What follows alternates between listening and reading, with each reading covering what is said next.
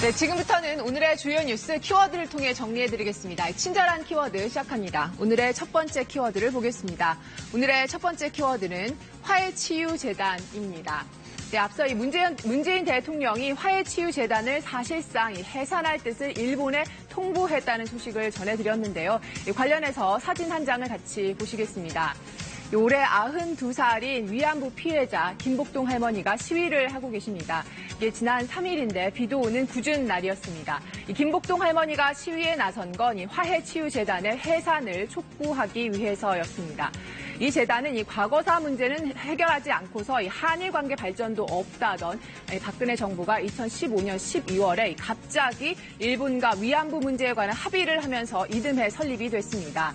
할머니들의 의사랑은 상관없이 밀어붙인 겁니다. 일본은 이 재단에 우리 돈 약 100억 원을 출연을 했는데요.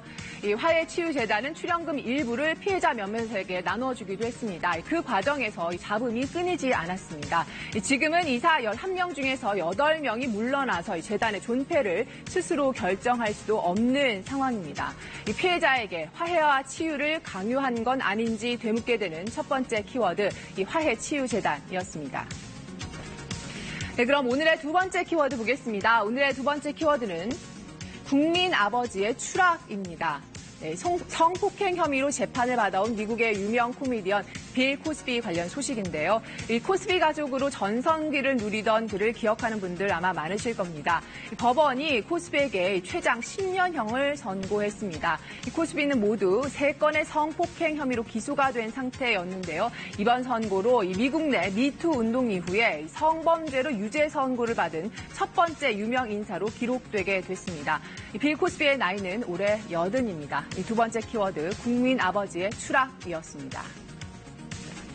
네, 오늘의 세 번째 키워드 열어보겠습니다. 오늘의 세 번째 키워드는 가을 태풍 오나입니다.